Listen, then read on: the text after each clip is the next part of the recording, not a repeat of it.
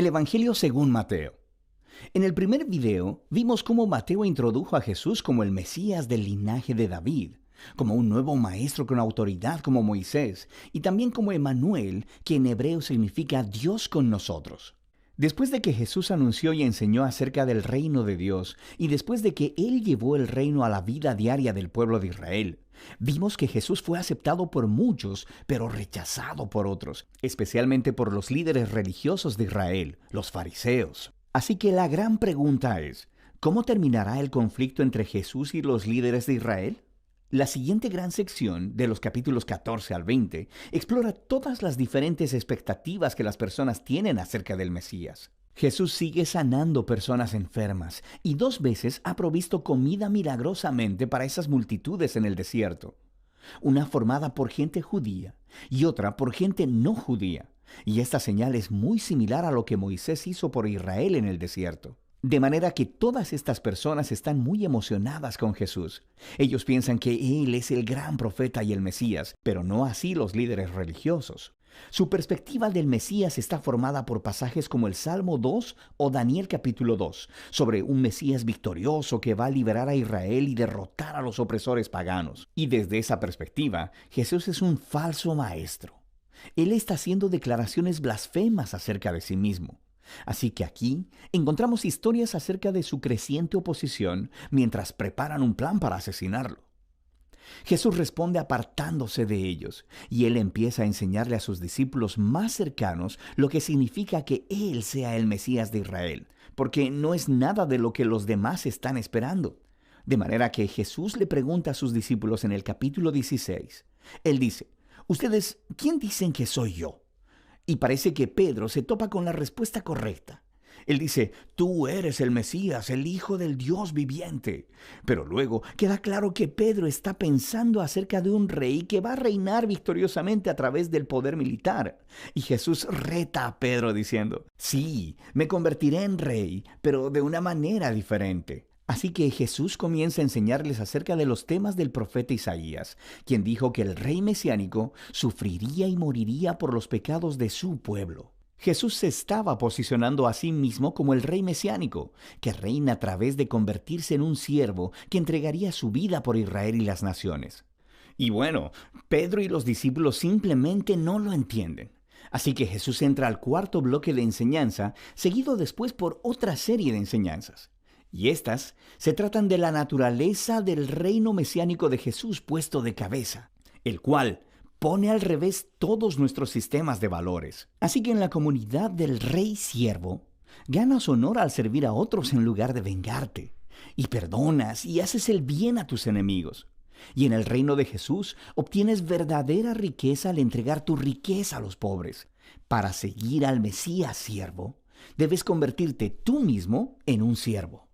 En la siguiente sección vemos a los 2 reinos chocar, el reino de Jesús y el de los líderes de Israel. Jesús llega a Jerusalén por la Pascua montado en un burro, y las multitudes están adorándolo como el Mesías.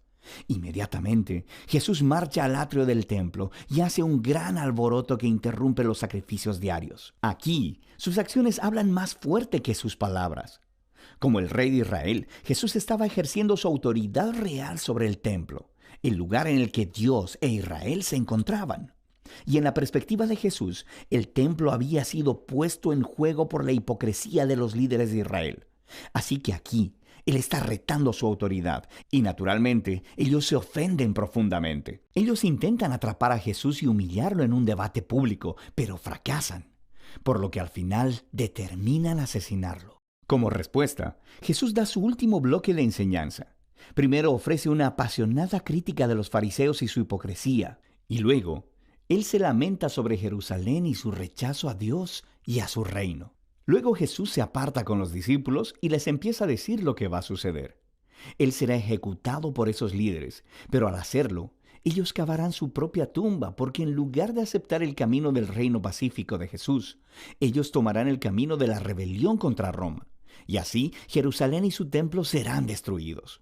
Pero Jesús dice que ese no es el final de la historia. Él será vindicado después de su muerte a través de su resurrección, Y un día Él regresará a establecer su reino sobre todas las naciones. Mientras tanto, los discípulos deben mantenerse alerta y comprometidos con anunciar a Jesús y su reino, y extender las buenas nuevas. Y con todo esto resonando en los oídos de los discípulos, la historia llega a su punto culminante. Esa noche, Jesús aparta a los discípulos y celebra la Pascua con ellos.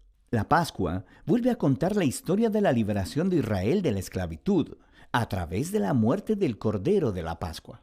Y luego Jesús toma el pan y el vino de la cena como nuevos símbolos, mostrando que su muerte venidera sería un sacrificio que redimiría a su pueblo de la esclavitud al pecado y la maldad.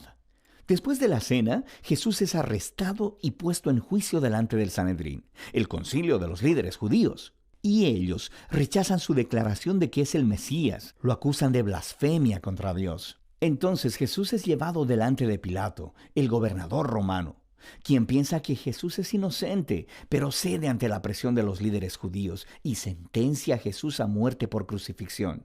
Así que Jesús es llevado por soldados romanos y crucificado. Ahora notarás en esta sección que, justo como Mateo hizo en los primeros capítulos, él aumenta el número de referencias al Antiguo Testamento. Él está tratando de mostrar que la muerte de Jesús no fue una tragedia o un fracaso.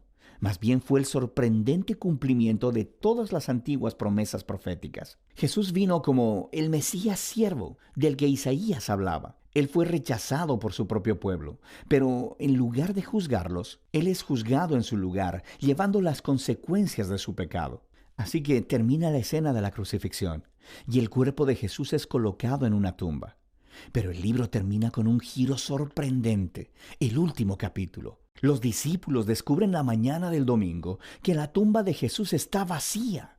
Y de pronto, las personas comienzan a ver a Jesús resucitado de entre los muertos. Y el libro concluye con un Jesús resucitado, dando su enseñanza final, llamada la Gran Comisión. Jesús dice que Él es ahora el Rey verdadero del mundo.